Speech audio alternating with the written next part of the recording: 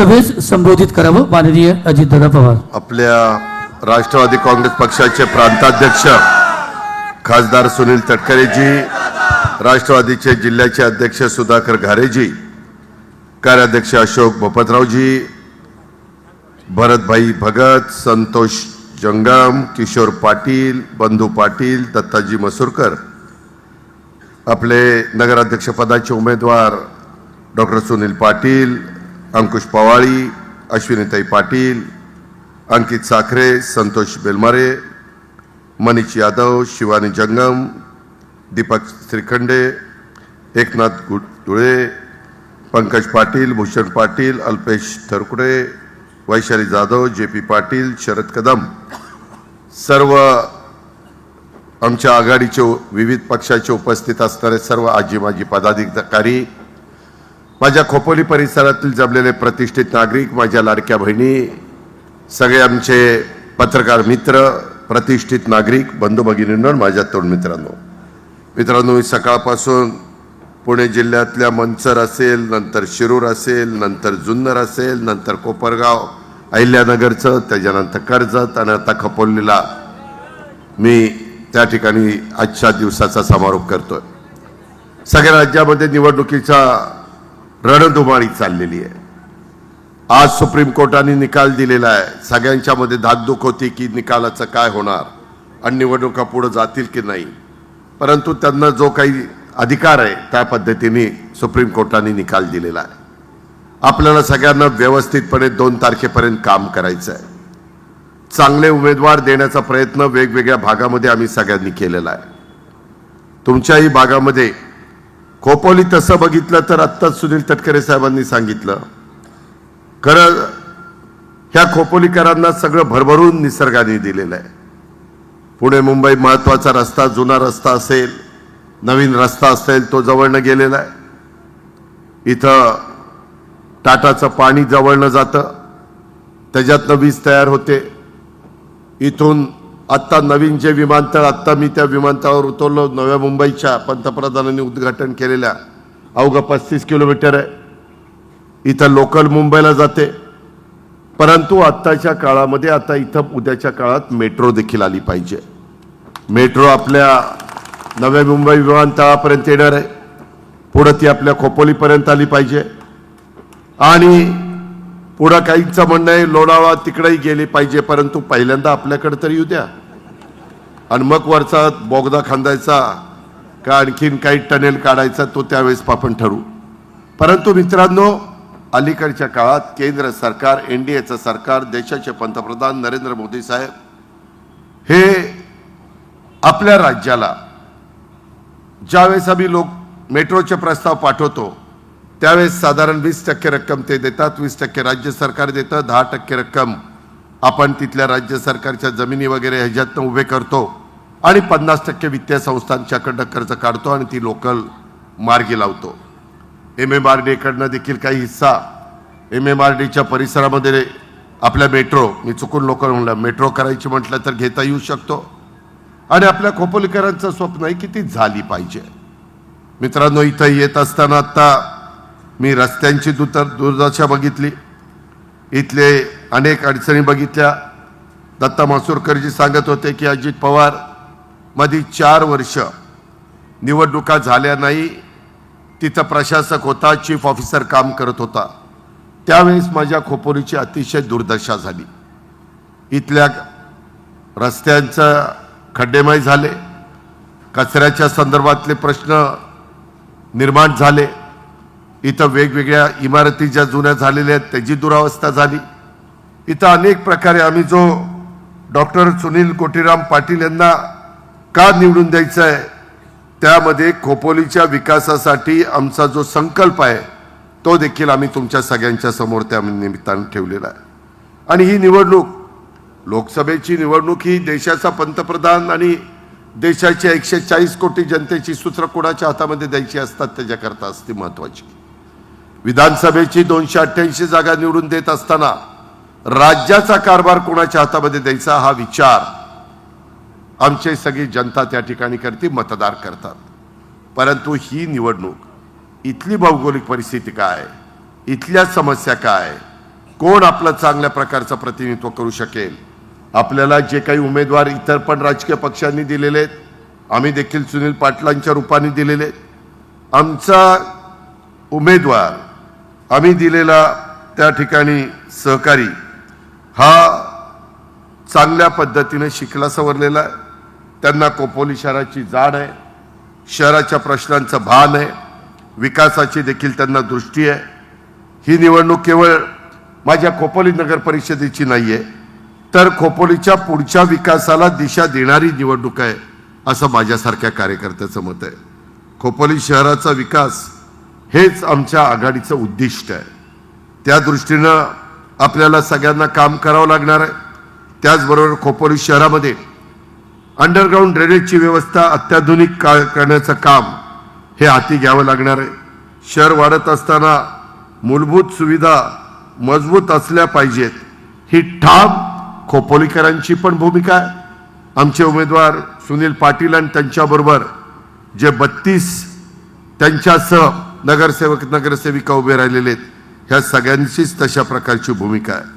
मित्रांनो, ही भूमिका अंमलात आणत असताना मला आपल्याला सगळ्यांना या निमित्तानं सांगायचं आहे की एकंदरीतच इथून पुढच्या काळामध्ये हे काम करताना आम्ही जो उमेदवार दिला आहे तो लोकांच्या मध्ये मिळून मिसळून असतो. काही उमेदवार असे आहेत की ते गाडीची काचच खाली करत नाही. इथं कितीदा येतात, कितीदा जातात ह्याचाही विचार करा. अहो, नगरपालिकेची निवडणूक म्हणजे त्या नगराध्यक्षाला दिवसभर काम असतं, अनेक प्रश्न असतात. केंद्राच्या योजना आपल्याला आणायच्या, त्याच्यामध्ये खासदार जरी रायगडचे असले तरी सुनील तटकरेंची आपल्याला मदत घ्यायची. आम्ही ज्यावेळेस NDA मध्ये गेलेलो आहोत, विकासाच्या करता गेलेलो आहेत. देशाचा निधी आपल्या महाराष्ट्राला मिळावा, राज्याचा निधी आपल्या महाराष्ट्राच्या कानाकोपऱ्यामध्ये दिला जावा, याकरता आम्ही ह्या महायुतीमध्ये गेलेलो आहे. आणि म्हणून मित्रांनो, मला तुम्हाला सगळ्यांना सांगायचं आहे की मगाशी तटकरे साहेब जरा तुलना करत होते की पिंपरी चिंचवड मागं कसं होतं ना आता कुठं गेलं. त्याच्यामध्ये आम्ही लोकांनी 25 वर्ष तिथं अतोनात कष्ट घेतले, मेहनत घेतली, लोकांचे प्रश्न सोडवण्याचा प्रयत्न केला आणि त्यावेळेस ते शहर बदललं. आज आम्ही ते करून दाखवलेलं आहे. आज बारामतीचा कायापालट मी करून दाखवलेला आहे. आणि आमची इच्छा आहे, कर्जत असेल, रायगड जिल्ह्यातलं माझं खोपोली असेल, हे पण तसं झालं पाहिजे. त्याच्याकरता आत्ताच मला सांगत होते, ह्या वायरीवरनं गेलेल्या आहेत, अंडरग्राऊंड केबल केल्याशिवाय खऱ्या अर्थाने त्या शहराला एक चांगल्या पद्धतीचं स्वरूप येत नाही. नाहीतर बकालपणा त्या ठिकाणी दिसतो. अनेक प्रकारे इथं वेगवेगळ्या प्रकारचे प्रश्न निर्माण झालेले आहेत. ते सोडवण्याच्या करता इंडस्ट्री, खोपोलीच्या परिसरामध्ये मागच्या काळामध्ये बऱ्यापैकी इंडस्ट्री होती, परंतु अनेक इंडस्ट्री बंद पडली. त्याला पुन्हा आपल्याला कसं सुरू करता येईल. आज आता विमानतळ इंटरनॅशनल दर्जाचा जवळच आलेला आहे. त्याच्यामुळं आता आपण फार लांब नाही आहेत. मोठ्या मोठ्या शहरामध्ये 30-35 किलोमीटरवरच विमानतळ असतात आणि त्याच्यामुळं आपलाही तशाच पद्धतीनं राहणार आहे. आणि त्याकरता माझी तुम्हाला विनंती आहे, त्याच्यामध्ये परदेशामध्ये जाण्याच्या करता किंवा देशांतर्गत तुम्हाला जाण्याच्या करता ह्या विमानतळाचा उपयोग होणार आहे. साधारण आम्ही जी मध्ये पंतप्रधानांनी उद्घाटन केलं विमानतळाचं, त्यावेळेस आम्हाला अडाणी आणि त्यांच्या सगळ्या ग्रुपनी सांगितलं की डिसेंबर एंडपासून किंवा डिसेंबरपासून आम्ही मोठ्या प्रमाणावर इथं आवक जावक होईल. 2 धावपट्ट्या आहेत, एक धावपट्टी लँडिंग करता, एक धावपट्टी टेक ऑफ करता. मित्रांनो, तुम्हाला अंदाज नाही खोपोलीकरांनो, एवढा बदल या सगळ्या कर्जत, खोपोली, पनवेल या सगळ्या भागामध्ये होणार आहे. प्रचंड बदल होणार आहे, प्रचंड नागरीकरण होणार आहे.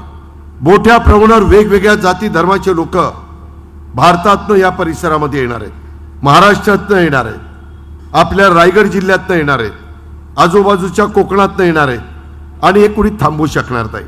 कारण संविधानाने तो अधिकार त्यांना दिलेला आहे, घटनेने तो अधिकार दिलेला आहे. बाबासाहेब आंबेडकरांनी त्या काळामध्ये विचार करून ह्या सगळ्या गोष्टी केलेल्या आहेत. आणि जगातलं सर्वोत्कृष्ट अशा प्रकारचं संविधान की 26 तारखेला आपण संविधान दिन साजरा केला, अशा पद्धतीनं आपण पुढे चाललेलो आहे.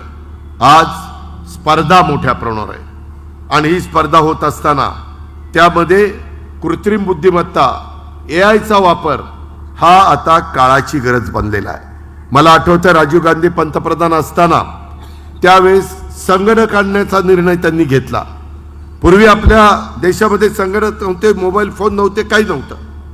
परंतु इतक्या झपाट्याने त्या काळात काहींनी विरोध केला राजीव गांधींना, पण राजीव गांधींनी ती भूमिका सोडली नाही. संगणकीकरण झाल्यामुळं आज देशामध्ये मोठ्या प्रमाणावर रोजगार निर्माण झाला. आता AIचा वापर केला जातोय. ते करण्याच्या करता आम्ही ती पिढी तशा प्रकारचं शिक्षण देण्याचा निर्णय महाराष्ट्र सरकारने घेतलेला आहे. तशा प्रकारच्या सुविधा देण्याचा निर्णय महाराष्ट्र सरकारने घेतलेला आहे. आज खोपोलीचा सर्वांगीण विकास करत असताना, विकास तर सगळेच करतात, करण्याचा प्रयत्न करतात, परंतु तो सर्वांगीण झाला पाहिजे. इथं सगळाच समाज गुण्यागोविंदांनी राहतोय, कुठला समाज इथं नाही असं आपल्याला पाहायला मिळणार नाही. सगळे लोक आहेत आणि त्यामुळं त्यांच्याकरता ज्या काही मूलभूत गरजा आहेत ते आमचे सुनील पाटील आणि त्यांची सगळी टीम, त्याच्यामध्ये दत्ता मसुरकर साहेबांचे अनुभवी लोक आहेत. मी बघत होतो साधारण 9 आम्ही 32 मध्ये अनुभवी नगरसेवक नगरसेविका देण्याचं काम केलेलं आहे आणि त्यामध्ये 23 नवे हे तुमचं प्रतिनिधित्व करण्याच्या करता दिलेले आहेत. आम्हाला ह्या नवा लोकांच्या हाताखाली ह्या 23 लोकांनी शिकावं, त्यांच्या प्रभागाचा विकास करावा, त्यांच्या प्रभागातले प्रश्न त्या ठिकाणी सोडवावेत. मला काही आत्ता फोटो दिले, त्या फोटोमध्ये मी पाहत होतो काही ठिकाणी रस्त्यांची दुर्दशा झालेली आहे, काही ठिकाणी गटारीचं साम्राज्य त्या ठिकाणी पाहायला मिळतंय. अशा प्रकारचं खोपोलीसारख्या शहरामधली ही दुरावस्था पाहिल्यानंतर आज 8-8.5 लाख कोटी रुपयाचं बजेट राज्य सरकारचं असतं. एवढं मोठं बजेट असताना पाठीमागं माझं खोपोलीचा कारभार हा जकातीतनं चालायचा आणि जकातीतनं तुम्हाला उत्पन्न मिळायचं. नंतर ते बंद केलं, राज्यातच बंद झालं. त्याच्यानंतर सेल टॅक्स आला, त्याच्यानंतर वेगवेगळ्या पद्धतीनं LBT आला, लोकल बॉडी टॅक्स. का तर तिथल्या विकासाला देखील मदत झाली पाहिजे. त्याच्यानंतरच्या काळामध्ये 1 नेशन 1 टॅक्स ह्या पद्धतीचा निर्णय झाला. आता देशामध्ये आत्ता पंतप्रधानांनी कालच्या दिवाळीच्या वेळेस त्याचे टॅक्स पण बरेच कमी केले. 12% होते ते 5%वर आणले, 5%चे होते ते बरेचसे काढून टाकले. ज्या माझ्या सर्वसामान्य माणसाच्या मूलभूत गरजा आहेत त्याला तिथं टॅक्स लावून चालणार नाही. 28% होता तो 18%वर आणला. ह्या गोष्टी केल्या ना, त्याच्या संदर्भामध्ये हे बदल होत असताना GST जो गोळा होतो, देशातला खोपोलीकरांनो एकंदरीत गोळा होणारा GST त्याच्यातला 16% GST एकतर महाराष्ट्र गोळा करतं. देशाच्या एकंदरीत GST पैकी 16% GST आणि त्याच्यातले 50% केंद्राला जातात, 50% आपल्याला राहतात. आज आपल्याला त्याच्यातून पण आम्ही महानगरपालिकेला मदत करतो, त्याच्यातून पण आम्ही नगरपालिकेला मदत करतो, नगर परिषदेला, नगर पंचायतीला मदत करतो. आणि म्हणून माझं तुम्हाला सांगणं आहे की आज विचारपूर्वक हे जे आम्ही एक आघाडी केलेली आहे, ती आघाडीला आमचे डॉक्टर सुनील पाटील उत्तम प्रकारचं काम करतील. केंद्रातले प्रश्न सोडवण्याच्या करता सुनील तटकरे साहेब मदत करतील. माझ्याही अलीकडच्या काळात केंद्रामध्ये ओळखी वाढलेल्या आहेत. मलाही ह्यानं त्या निमित्तानं आपल्या राज्याच्या प्रश्नाच्या करता किंवा NDAच्या काही बैठकाच्या करता, वेगवेगळ्या महत्त्वाच्या कार्यक्रमाकरता, बिहारच्या पंतप्रधानांच्या शपथविधी करता, हरियाणाच्या पंतप्रधानांच्या शपथविधी करता, दिल्लीच्या मुख्यमंत्र्यांच्या शपथविधी करता, तिकडं राजस्थानच्या, जिथं जिथं NDAला यश मिळतं तिथं आम्ही जातो आणि तिथं त्याच्यातनं ओळखी होतात. त्याच्यातनं आपण वेगवेगळ्या उद्योगपतींच्या ओळखी करून घेतो आणि त्याच्यातनं CSR पण आपल्याला आणता येईल. आपल्याला ज्या काही मधल्या 4 वर्षाच्या काळामध्ये माझ्या खोपोलीकरांच्याकडं दुर्लक्ष प्रशासनाने केलं, तो बॅकलॉग आपल्याला भरून काढायचा आहे आणि तो सुनील पाटील आणि बाकीची सगळी आमची टीम ही त्या ठिकाणी भरून काढेल. हा विश्वास मला आहे. आमच्या हातात विकासाला मदत करण्याचं काम आहे. आम्ही देखील नुसती भाषणं करायला आलेलो नाहीये, माझ्या लाडक्या बहिणींना आवाहन करायला आलेलो नाहीये, माझ्या बांधवांना मतं द्या अशा पद्धतीनं सांगायला आलेलो नाहीये. ते तर काम आम्हाला करायचंच, परंतु ते केल्यानंतर आमची जबाबदारी वाढणार आहे. मी जसा बारामतीचा चेहरामोहरा बदलून दाखवला आणि एक मॉडेल शहर म्हणून महाराष्ट्रामध्ये बारामतीची ओळख केली, तशाच पद्धतीनं पिंपरी चिंचवडची ओळख केली. ते आम्हाला, मी आत्ता पुणे जिल्ह्याचा पालकमंत्री म्हणून मला 3 शहरं स्वच्छतेच्या बाबतीमध्ये त्या ठिकाणी निवडायची होती. मी माझ्या जिल्ह्यामध्ये लोणावळा शहर, बारामती शहर आणि चाकण राजगुरुनगरचं प्रचंड मोठ्या प्रमाणात नागरीकरण झालेलं आहे. प्रचंड त्या ठिकाणी इंडस्ट्री वाढतीये. खूप मोठ्या प्रमाणावर यूपी बिहारचे लोक देखील कामधंद्याच्या निमित्तानं तिथे येत आहेत. पण स्वच्छतेच्या बाबतीमध्ये समस्या आहेत. ते शहर आम्ही निवडलंय. लोणावळा देखील थंड हवेचं ठिकाण, तिथली पण परिस्थिती मोठ्या प्रमाणावर आज लोक तिथे येत असतात, त्यांना त्या बाबतीतल्या सुविधा मिळायला पाहिजे. आणि बारामतीला मध्ये देखील जसं इंदोरच्या धर्तीवर आम्ही ती शहरं करतोय, तशा पद्धतीनं आपल्याला रायगड जिल्ह्यातली पण काही शहरं घेता येतील. आपलं खोपोली घेता येईल, आपलं कर्जत घेता येईल, आपलं रोहा किंवा माणगाव घेता येईल. अशी वेगवेगळी शहरं घेता येतील. ते करता येतं. केंद्राच्या योजना आहेत, राज्याच्या योजना आहेत. म्हणून माझी विनंती आहे, मित्रांनो, नीटपणे खोपोलीकरांनो शांत डोक्याने विचार करा.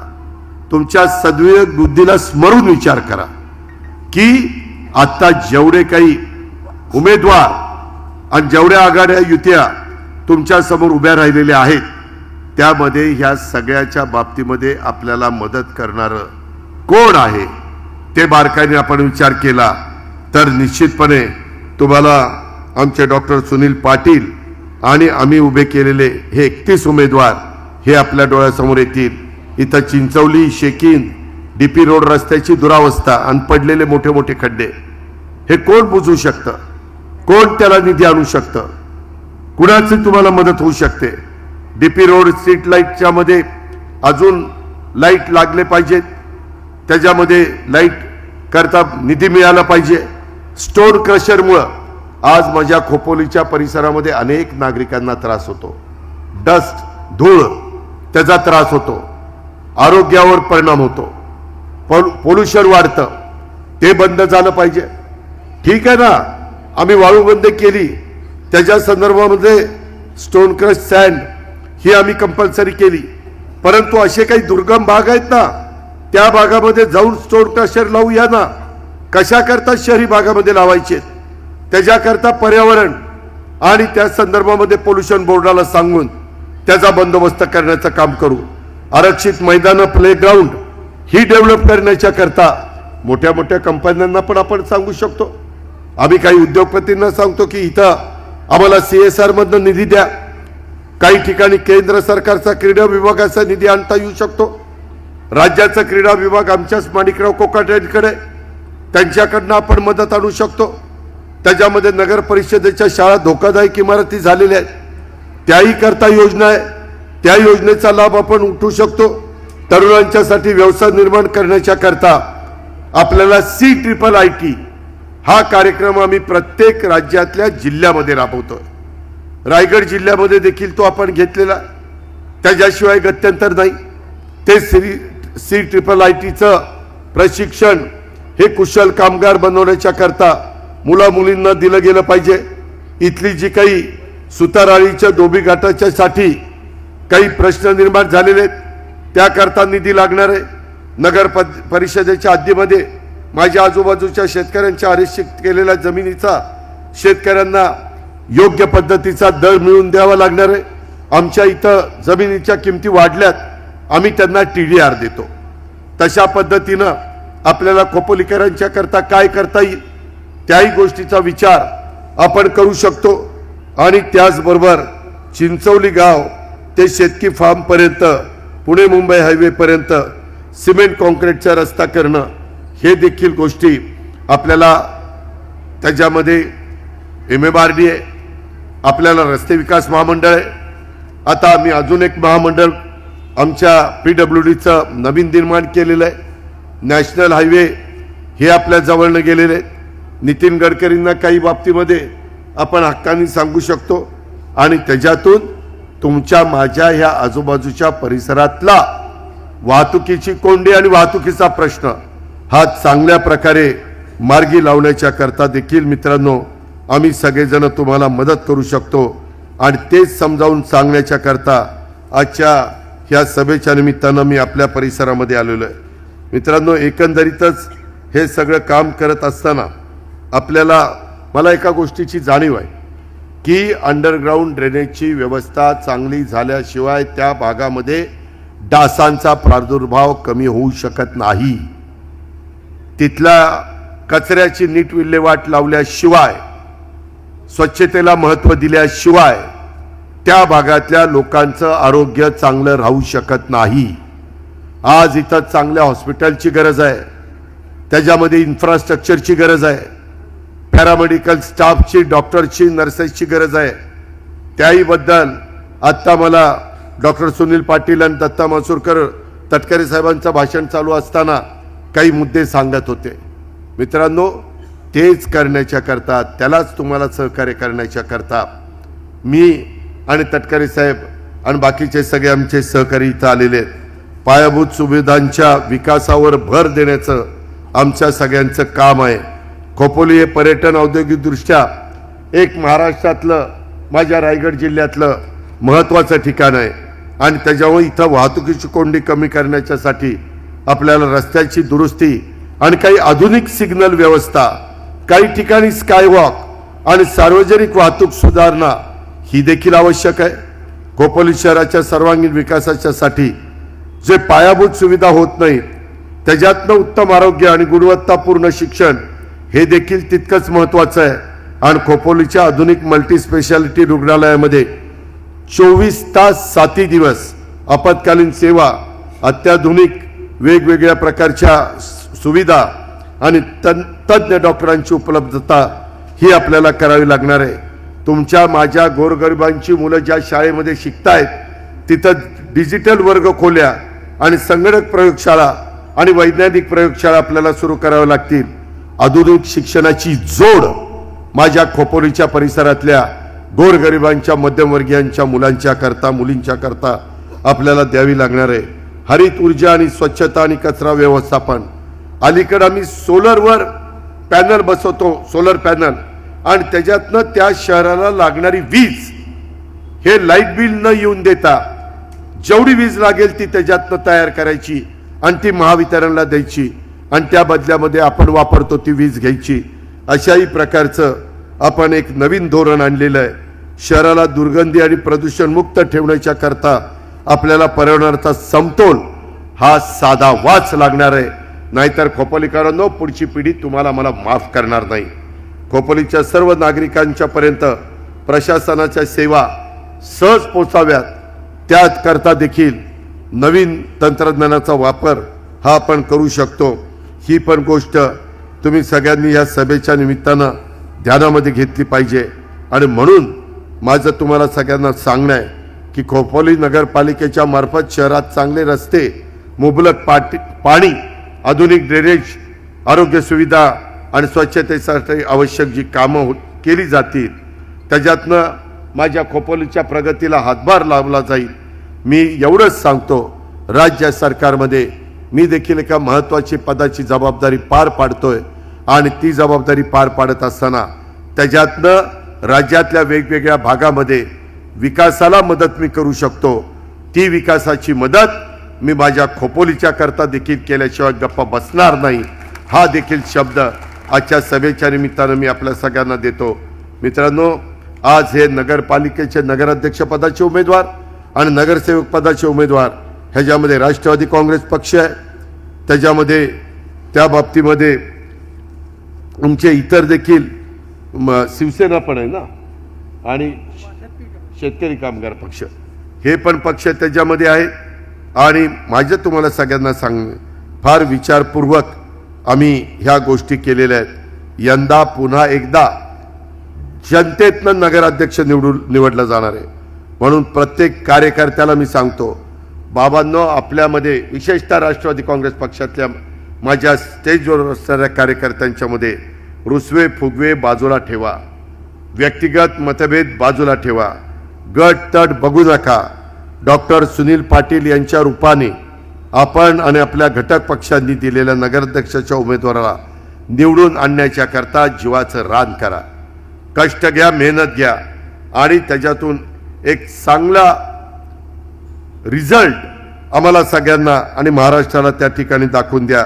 आम्ही आत्ता तटकरे साहेबांच्या साक्षीनं आणि मी आत्ता बोलत असताना ज्या ज्या काही गोष्टी, मग बेरजेचं राजकारण असेल किंवा ह्या भागाचा सर्वांगीण विकास असेल, ह्या सगळ्या गोष्टी करण्याच्या करता आम्ही कुठं तसोबर देखील कमी पडणार नाही. या निमित्तानं मला एक गोष्ट सांगायची, धर्माधर्मामध्ये, समाजामध्ये, जाती जातीमध्ये कोणी भेद करण्याचा प्रयत्न करत असेल तर तुमच्या माझ्या शिवशाहू फुले आंबेडकरांच्या महाराष्ट्रामध्ये सामाजिक सलोखा, शांतता बिघडवण्याचा प्रयत्न कोणी करत असेल तर अशा शक्तींना कोणत्याही परिस्थितीमध्ये आम्ही गय करणार नाही. शेवटी आपण सगळेजण माणुसकी या नात्याने एकमेकाला मदत केली पाहिजे. चुकीचं काम करणाऱ्या समाजकंटकांना कायद्याच्या माध्यमातून कडक शिक्षा देण्यासाठी आम्ही सगळेजण कटिबद्ध राहू. कुठेही त्याच्यामध्ये राजकीय हस्तक्षेप आम्ही लोक होऊन देणार नाही. कोणत्याही समाजाला आम्ही खोपोलीच्या परिसरामध्ये काम करत असताना एकटं पडू देणार नाही. हीच आमची राष्ट्रवादी काँग्रेस पक्षाची आणि आमच्याबरोबर काम करत असणारे इतर पक्षांची, शिवसेनेची, शेका पक्षाची भूमिका आहे. ही गोष्ट देखील मी आपल्या सर्व सहकारी मित्रांना या निमित्तानं सांगू इच्छितो. आणि अधिक न बोलता माझी आपल्याला एवढीच विनंती आहे की इतर पण काही गोष्टी मला येतात इथं सांगण्यात आल्या. विशेषतः आपल्या काजूवाडी येथील ग्रामस्थांनी आम्ही राहत असलेले सर्वे नंबर 57, क्षेत्रफळ 56251 हे कायमस्वरूपी गावठाण म्हणून जाहीर करून मिळण्याबाबत, तसंच आवश्यक असेल ते संरक्षण भिंत बांधून मिळण्याबाबत असं काजूवाडीच्या खूप ग्रामस्थांनी मला निवेदन दिलेलं आहे. मित्रांनो, आता आचारसंहिता आहे. आचारसंहिता संपल्यानंतर मी ह्या कामामध्ये कुठेही निवडणूक आचारसंहितेचा भंग न होता मी स्वतः ह्याच्यात जातीनं लक्ष घालीन, हा देखील शब्द मी आपल्याला देतो. तसंच खोपोली नगर परिषदेच्या हद्दीतला प्रभाग क्रमांक 13 मंकी हिल परिसरामध्ये वीज, पाणी आणि रस्ता या मूलभूत सुविधा तातडीने उपलब्ध करून देण्याच्या करता आम्हाला काही माझ्या सहकाऱ्यांनी निवेदन दिलेलं आहे. त्याच्यामध्ये मी त्यांना एवढंच सांगू इच्छितो की ह्याही भागामध्ये आचारसंहितेचा कुठलाही अडचण न येऊ देता ही निवडणूक 2 तारखेला आणि 3 तारखेला निकाल लागल्यानंतर मला मुंबईतच मी असतो, जास्त काळ माझा मंत्रालयात जातो, त्यावेळेस ह्याही कामामध्ये काय करणं गरजेचं आहे, काय आम्ही त्याच्यामध्ये मदत करू शकतो. तसंच खोपोली शहरातील काजूवाडी भागात राष्ट्रीय महामार्ग रुंदीकरणामुळं मानवी वसाहतीस धोका निर्माण झाल्याची माहिती देण्याबाबत ह्याही करता आम्ही त्याच्यामध्ये काहीतरी तिथं संरक्षण भिंत किंवा अन्य बंदोबस्त न केल्यास धोका निर्माण होऊ शकतो. डोंगराची छाटणी तिथं केलेली आहे. पावसाळ्यात वारंवार डोंगराचा भाग कोसळतोय आणि त्याच्यामुळं लोकांचा जीव धोक्यात आलेला आहे. ह्या सगळ्या गोष्टीच्या करता देखील किंवा काही काळाकरता तो कोसळला तर दरड कोसळली तर तिथलं वाहतूक देखील बाधित होती आणि त्याच्यामुळं ह्या काही अडचणी येतात. ह्याही संदर्भामध्ये आमचं काहीतरी महाराष्ट्र राज्य विकास महामंडळाच्या अधिकारी काही उडवाउडवीची उत्तरं देतात असं सांगितलं. ती उडवाउडवीची उत्तरं न देता त्यांच्याकडनं सुतासारखं सरळ काम करून घेण्याची जबाबदारी उपमुख्यमंत्री म्हणून माझी स्वतःची राहील. ह्याही बद्दल आपण काळजी करू नका. पण आचारसंहिता संपल्यानंतर मात्र एकदा मुंबईला येऊन ह्या गोष्टीचा पाठपुरावा सुधाकर घारे, मी तुम्हालाही सांगतो, मी आमच्या सुधीर पाटलांना पण सांगतो, आमच्या घारेंना पण सांगतो, बाकीच्या पण माझ्या सहकारी मित्रांना सांगतो की ज्याला शक्य असेल त्यांनी ही माझी मला आठवण करून द्या. आणि आज मी जे जे काही कबूल केलेलं आहे ते आम्ही काही कार्यक्रम 100 दिवसाचा घेऊ. आमचा उमेदवार सुनील पाटील आणि बाकीचे सगळी टीम तुम्ही निवडून देण्याचं काम उद्याच्या 2 तारखेला आपण केलं की आमची जबाबदारी आहे. 100 दिवसाचा पहिला कार्यक्रम देऊ, त्याच्यामध्ये तातडीने ज्या गोष्टी करायच्या त्या करू.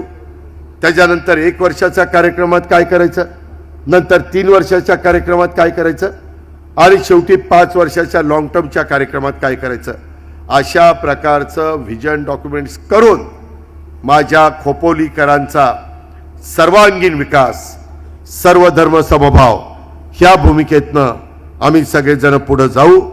त्याकरता तुमचं पवित्र बहुमोल अशा प्रकारचं मत आमच्या या सगळ्या उमेदवारांना आपण द्यावं, हीच आग्रहाची, नम्रतेची, कळकळीची विनंती करतो आणि आपल्या सगळ्यांची रजा घेतो. जय हिंद, जय महाराष्ट्र.